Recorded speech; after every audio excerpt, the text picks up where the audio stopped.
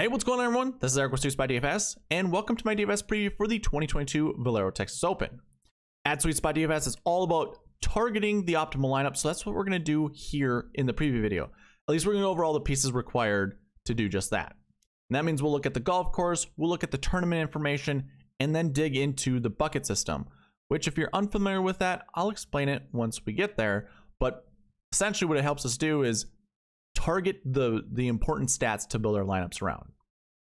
But before we get into any of that, I'll remind you guys of all the giveaways that I'm doing this week.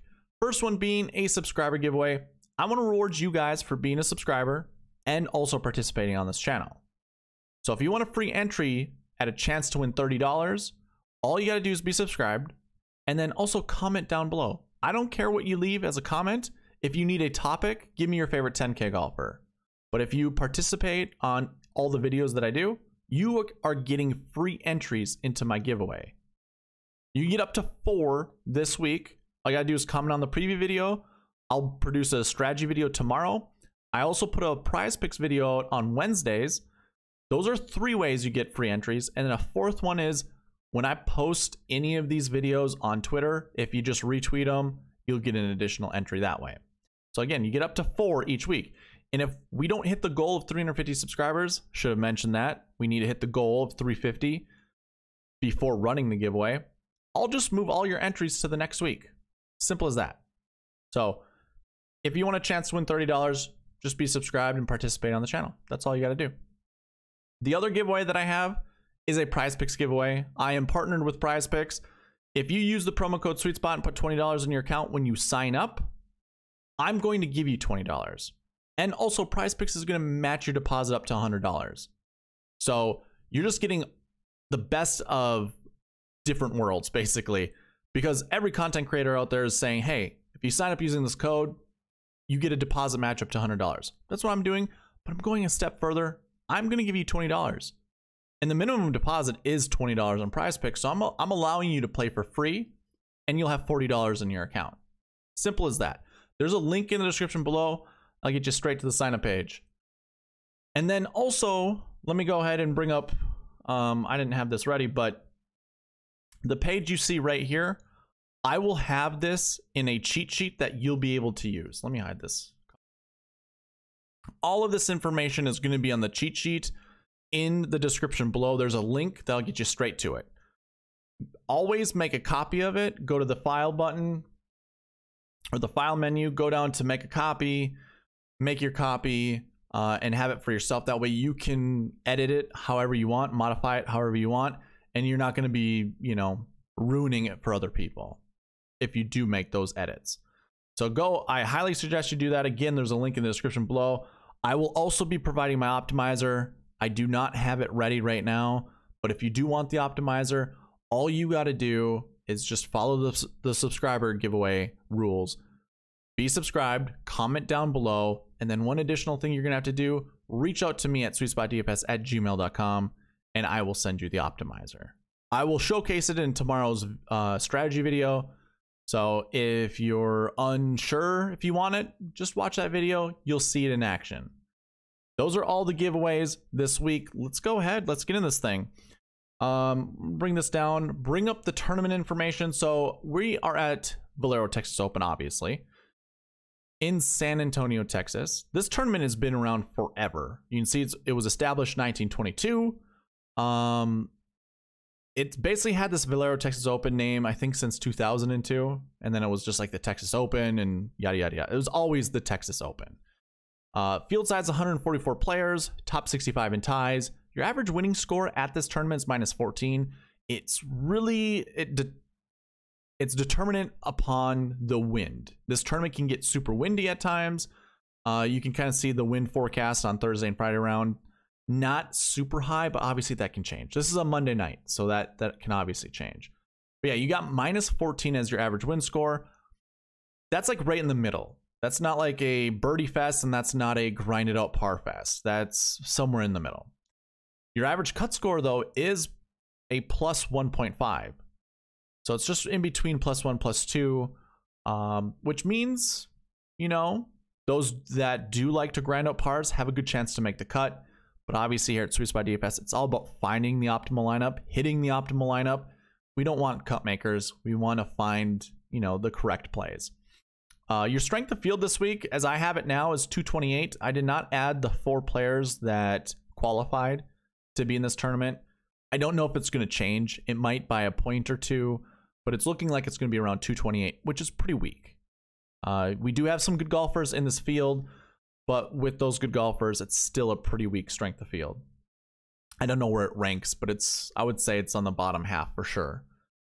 Your weather is actually pretty warm. 83 degrees on Thursday. At least that's what it's forecasted. 86 on Friday. And then, of course, your wind is 5 to 10, 10 to 20. That's Thursday, Friday. Your golf course information. TPC San Antonio Oaks Course. It's a par 72, just under 7,500 yards. Bermuda grass, overseeded with basically all the grasses we've seen overseed with, at least in the last couple weeks, as well as in the beginning of the year. So we're looking at like WM Phoenix Open, the American Express, the match play that just happened. What other tournaments? The Valspar. Those are all great tournaments to kind of think about and or maybe use as your research tools. You always have to look to see what time of the year those tournaments were played at. A good rule of thumb, anything before April, you can almost guarantee it's going to have overseed. It really depends on how warm it's been for the last month. That'll give you a good gauge of like how well the Bermuda's growing in. But we just saw at the Austin Country Club, it was full-fledged dormant Bermuda. So the Bermuda wasn't growing there. I don't think San Antonio, which isn't that far away from Austin, is going to be any different. So I don't think you really need to be looking at Bermuda, but use those tournaments that do have that overseed. It's going to be very similar, especially with the Rye Fescue in the fairways and the rough. But the greens are overseed with that Poa Trivialis. So again, the last few tournaments that have had that overseed, you could use those and go back, you know, as far as you want, really, to figure out how important those stats are. And then for shot shape, you can see the little graph right here. No shot shape really matters here. You've heard all across the industry, and if you haven't, let me just repeat it to you. Driving here, you can be 10 to 15 yards off the fairway, but you can't be more than that. You can't be 20 yards or more, otherwise you find trouble, which I don't know. I don't really care about that kind of stat, but I rather, I guess, repeat it since it's just going across the industry. I don't think it's going to be that big of a deal. Like, I don't think we have too many golfers that are going to be spraying it that far. Maybe a Bryson DeChambeau, but I don't know. Golfers play different strategies at different golf courses. So if they're spraying it at one golf course, what's to say they're going to spray it at this one? It's very difficult to determine that. Maybe you want to look at course history and how golfers drive it at this golf course. I have no issue with that. But each tournament's going to be different. So I don't know, man. I don't think I'd put a lot of weight into that. But you obviously can if you want. That's why I'm here kind of repeating that stuff to you. All right, let's go ahead and get into past optimal lineups. We're going to start at 2017. So 2017, I do have DraftKings data, or at least the salaries for it. I don't have the DraftKings points. So I could be a little off with the optimal lineup, but I did select the first 6 golfers that showed up. You obviously can see we got a few golfers here tied for 6th place. So the optimal lineup, I think at the cheapest is 48,300, but it could be, let me see here. Could be as expensive as 50,000. If it was Ryan Palmer as opposed to Brian Gay, your optimal lineup was right at 50,000. But you obviously can also see here, you can build a lineup as close to 50,000 as possible and still do pretty well. Like as my realistic lineup, which is just kind of like the sweet spot optimal, where we want to find 6 golfers that are over 49,000 that would beat the GPP winning lineup. Well, we have 6 golfers in the top 6 at 49,700, but I also just showed you If we remove those and just highlight these guys, we could do 50,000. That's 50,000 on the button right there. So for 2017, yeah, you see the optimal lineup that I have on the screen is 48,300. Again, I can't validate that because I don't have the DraftKings points for it, not just yet. So you could go as low as 48,300, but you can still live around 50,000 and still do pretty well in 2017. 2018, you can see more money was left on the table, but we can create 6 golfers that are very close to the top 10. And this equals 49,700. But yeah, you can see the top 6 right here, 44,600. So you can leave a lot of money on the table. Yet again, I don't encourage that whatsoever. I don't think that's a great strategy. I've always said this: if you leave more money on the table, you actually open up more possibilities of lineups that can be created. And for some of those that think that that's a great thing, I'm like, what I'm saying is you're gonna go from 30,000 different lineups to 100 and, or you'd be actually going to like 500,000 different types of lineups. That's how crazy it will increase, which makes trying to find that specific build to be that low super hard, and it's already hard. So it's better to limit the amount of lineups you can create. So obviously I put the realistic optimal on there just so you guys can feel comfortable building lineups close to 50, because you're going to see this all across the industry. Whoever does optimal lineups, they're going to be like, well, you can leave a lot of money on the table this week. I highly discourage that. I would not say to do that. Try to keep it as close to 50,000 as possible. You're going to be just fine. You know, leave a couple $100 on the table here and there. It's going to work out for you. 2019, our optimal lineup was 50,000 on the button. And this was the tournament where Corey Connors Monday qualified, won the tournament. DraftKings didn't have any salary information on him. So we were stuck with the golfers just underneath him. And this all equals up to 50,000. And I should say this, I forgot to mention the kind of the salary genetic makeup, whatever you want to call it. But in 2017, it was a 10, 9, 8, 7, 6, 6. In 2018, it was a 10, 9, 8, 8, 7, 7. 2019, we had a 10 and above, 9, 8, 7, 7, 6. So it's that traditional lineup build, 10, 9, 8, 7, 7, 6, or 10, 9, 8, 7, 6, 6, 10, 9, 8, 8, 7, 6. Like, you can go anywhere there, but the common theme is finding a 10K and above golfer to put in your lineups. And then in 2021, your optimal lineup left a lot of money on the table. But we also have a realistic lineup that only left $200 on the table. So we can go over that realistic lineup. That was a 10, 9, 8, 7, 7, 6. So that traditional lineup build seems to be pretty good this week. I would just stick with it. Now we can go right into the buckets. One thing I want you guys to note, since we're already here and we kind of went through each of the years, 2021, you can see the match play and the Corrales preceded this tournament. I don't use any information from the match play when I talk about our last week buckets, which is obviously the week prior to this tournament. So I will be excluding the match play out of all of those results and just basically looking at the Corrales Punta Cana. It is way too difficult to figure out how to determine like the importance of a finishing, you know, a finishing position at this tournament. You know, is a 9th place good versus a 3rd place? Like a 3rd place is playing 36 more holes than someone who played 9th place. Do the amount of holes matter? You know, does the finish matter? I just, that's why I exclude it, because it's really difficult to try to figure out, you know, and we'll get there when it comes to the buckets, but I just want you to know, like 2021, you had the match play in the Corrales. 2019, you also had it, but then it disappears in 2018. So we only had that for 2 years. And that's another good reason why I'm not including match play in the last week buckets.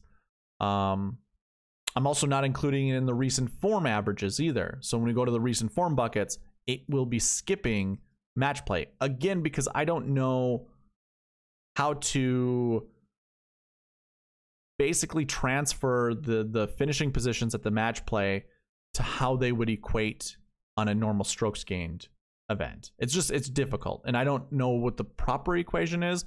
Obviously, we talked about it in the review video for the match play, and we also talked about it in the strategy video. I think we did a good job. Why don't I just go to the buckets and just show you that? So I'll go to the summary page here. Let me hide some of this stuff here. I never talk about these two things.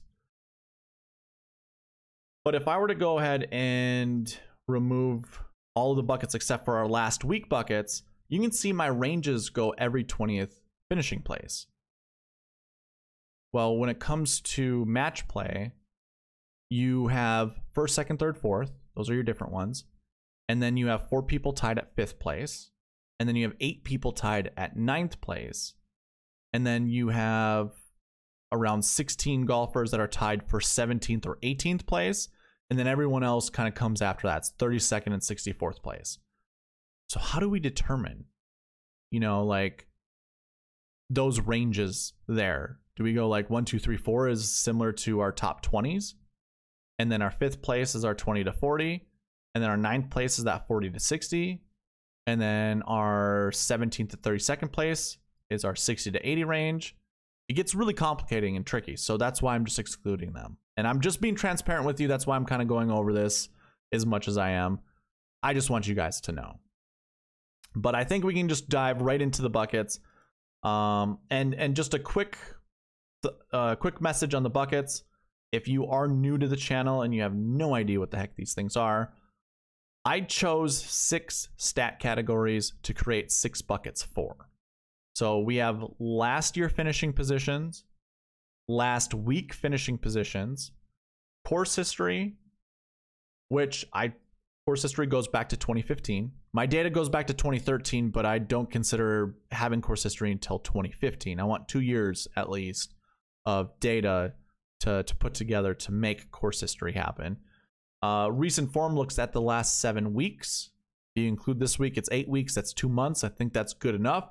We can make the argument that it should be shorter, but it works. It's been working since the beginning of me doing this. So I like going back the last 7 weeks, which again is the last technically 8 weeks.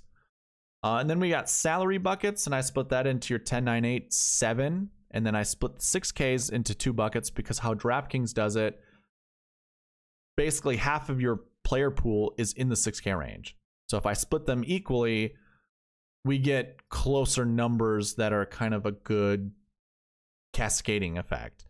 Otherwise, like if you look right now, this column here, this year bucket, or I should say how many are in this year, you can see there's only 5 10K golfers, 8 9K, 10 8K, 33 7K, and then 6.5K up to 6.9K. We have 33 golfers. And then underneath that 6.5, so 6.4 and lower, there's 51 golfers total. So it's a great cascading as it goes down. Whereas if I didn't split the 6K range up, we'd have 80 golfers in there. And then that gets too bothersome. That's way too tricky. I like to kind of differentiate the high 6K, which probably has a little bit more potential than the lower 6K. I like to identify it that way. And then strokes gained buckets. I do my strokes gained a little bit different. I'll get there when we talk about it. But basically we have these 6 buckets. It works well. We want to pick 6 golfers in our lineups, whether it's DraftKings or FanDuel, or like there are other ones out there like Fan Team. Can't remember. But having 6 buckets, it's a nice round number. It all works together. All your ranges for the first 4 buckets that I talked about go by every 20th finishing place. At least for last week, you can say that. The ranges here are just your average finishing position, over the range, like the years that I told you I cover that, or the weeks that I cover recent form. Again, nice, easy round number. The amount of golfers who make the cut, if you split it into 20s, or not so much 20s, but it just works out going every 20th range. So anyways, that's the bucket system. That's the overall. So I'm going to break this up bucket by bucket and go into the last year buckets.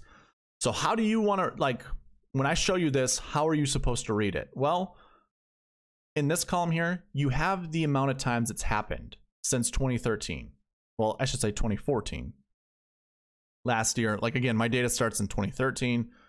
We can't have last year's stats in 2013. Otherwise, then I would have data going back to 2012, if you understand what I'm saying. So this is how often it's happened. These buckets show up inside the top 10. That's how frequently it happens. You can see the min max, which obviously how that would read would be at least, or every single year, at least 2 golfers from this bucket finish inside the top 10. That's how that would read. And likewise down here, at least 1 finished inside the top 10 who missed the cut the year before or withdrew, and then 1 who did not play. So those are your minimums. That's what's happened every single year in the top 10. So it's a great way to track, like, this is kind of an important bucket because it continues to show up inside the top 10. I do have the maxes where it happens. We also have optimal lineups, like how frequently have they been in the optimal lineup. You can see a top 20 finish really matters here because we see at least 1 inside the optimal lineup every single year. So that's how this all reads. And then I have the bucket totals here. You can see the average per year. I always kind of compare that against the totals here, strength of field, the percentages that makes up the strength of field. You get all that here. Frequency percentage, how often does it happen inside the top 10 every single year? And success rate. But all of that is baked into my projections. So I have a minimum projection, and I know it should probably be flip-flopped. Minimum should be on the left side, max should be on the right side. But you can see the minimum that I have projected and the maximum. I always tell you to round down with the minimums, round up with the maximums. So for this first bucket here, when we look at the min max, my min is 1, my minimum is 1, my maximum is 3 because we're rounding up. So I'm telling you, you want somewhere between 1 to 3 golfers from this bucket in your lineup. So find top 20 golfers from last year and just anchor them around your lineup. We'll talk about these golfers in the strategy video tomorrow because it's going to be an anchor bucket. But that's how you would read this. So I'm not going to go over all the buckets. You can see what the projections are and where you would want to select your golfers. The maximum here will always equal 10. The minimum will always equal 6. And obviously not when we round down, and not that if we round up either. But the raw numbers you see on the screen, that's what it equals. I also kind of have a rule, like this bucket here, the last year 2s. Because this number isn't over 2, this automatically makes this number to 0. That's how I configure it. So in the optimizer, I won't set this to a 1, although the minimum says you want at least 1. And you at home, you can make that determination as well. Especially if you look at the golfers who had a 20th to 40th place finish at this event last year. If you like one of them, that's okay. This is giving you confidence, like visual confidence, to select golfers from that bucket. It's also telling you don't select more than 2. That's the wonderful thing I like about this. Remember me telling you about leaving money on the table? It just opens up to more lineup possibilities. If you limit the amount of golfers you can select in each of these pools, it limits the amount of lineups you can create, which just gives you a better opportunity to actually hit the optimal lineup. So that's the whole purpose behind it. So you can see the important buckets, top 20s, missed cuts, and did not plays from the year before. And that's how I'm going to go through all these buckets. So if you need to pause the video just to look at the buckets, do so. But I want to fly through these. Our last week buckets, that's kind of the common one to get to next. Top 20s are okay. Again, we're only looking at the Kraus Punta Cana. I will actually look. We can go back to 2019. Let's just do that now. 2019. If you just want to see what it looks like inside the top 10, if these golfers played match play, you can see that on the screen here. This is 2019. We had 3 golfers that did. Don't mind these 17s. That's actually wrong, but we did have a second place finisher finish inside the top 10.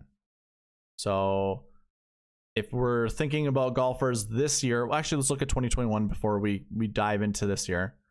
2021, we had a 9th place finish, a 28th place finish, and a 61st place finish. So we had 3 other golfers from the match play.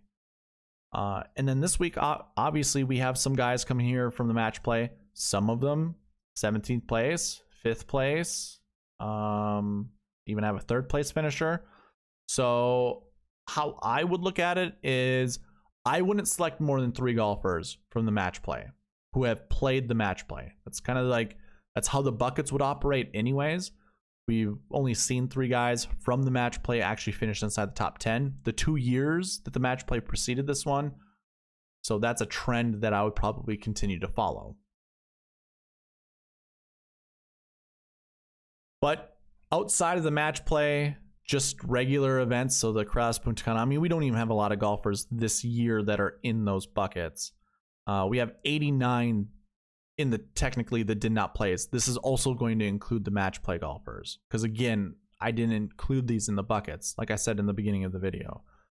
So when you look at the Cross Punta Cana, you can see the projections aren't very high. We got a lot of, you know, lower quality golfers, I guess if we want to call it that, in the field from that event, which of course that event's just an alternate event. It means you're a low quality golfer, or I guess a up and rising, you know, younger guy or rookie or whatever.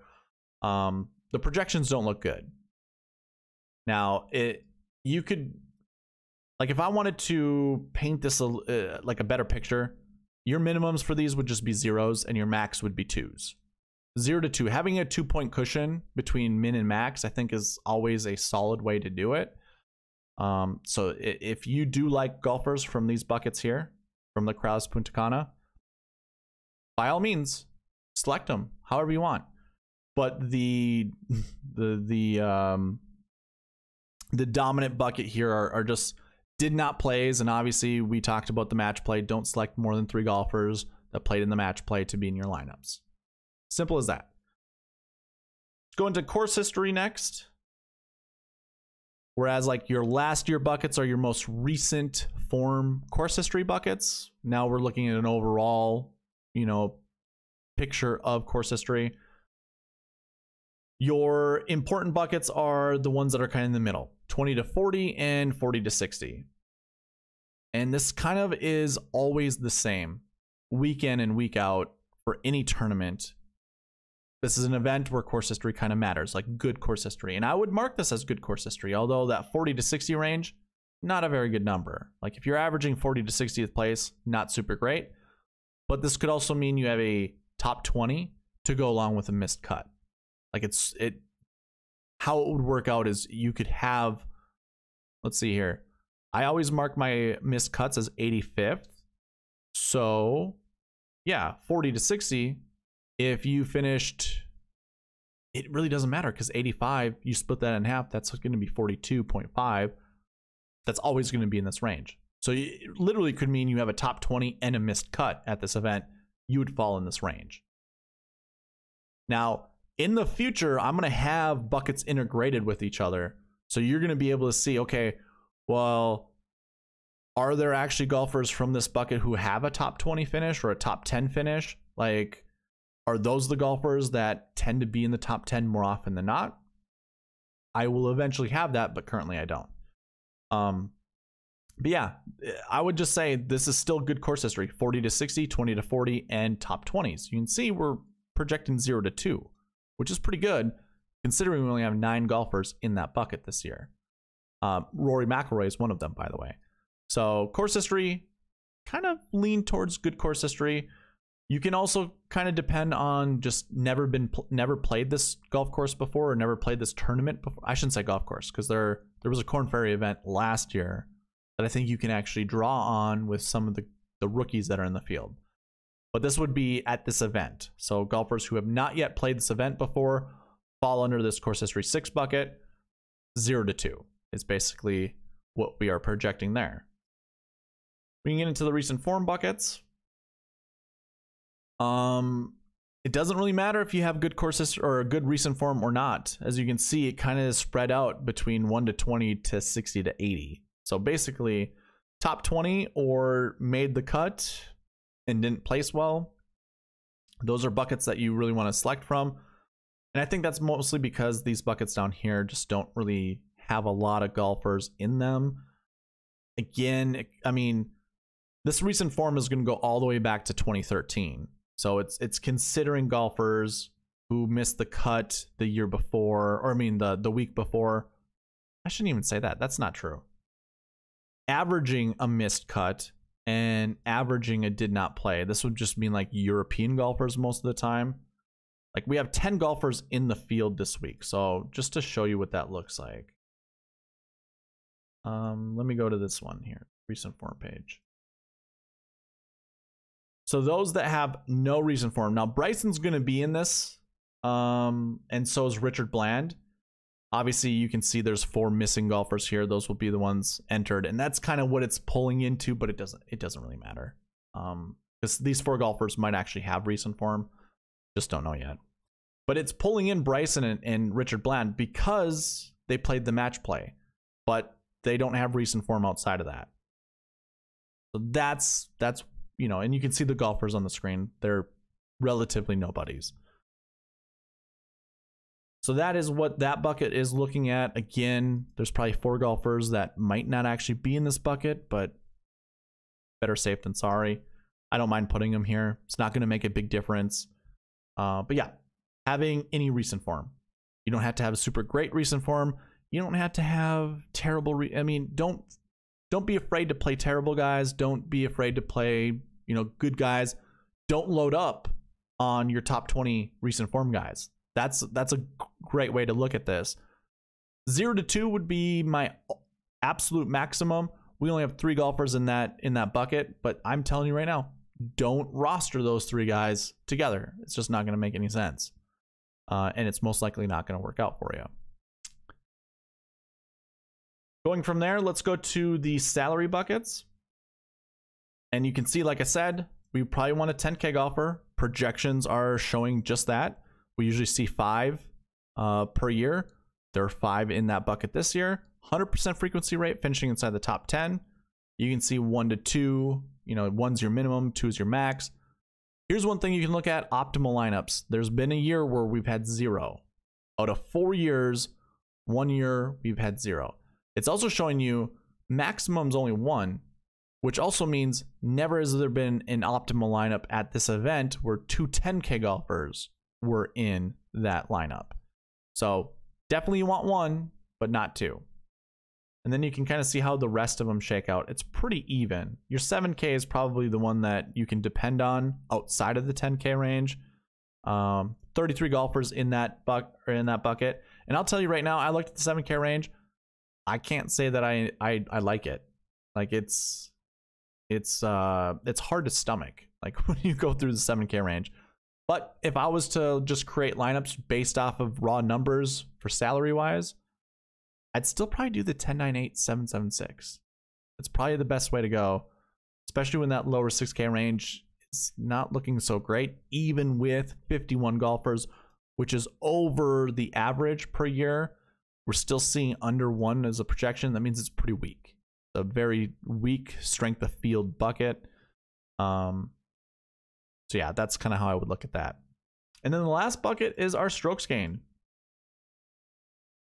Now, how I do strokes gained is I look at basically off the tee and putting. Those are the 2 big ones for me. Putting is just getting the ball in the hole. You could argue around the green should be also included in that, but I just like to look at putting and why it's off the tee, not approach, because a lot of people put a lot of emphasis on approach, or at least ball striking. Off the tee dictates what the approach stats are going to be. If you got a guy who's hitting the fairway, you know, blasting at 350 yards off the tee, their approach stats are going to always look bad. Unless they're putting it within 8 feet every single hole. But even then, depending on the yardage that they have into the hole, it still might not be that big, like that big of a help.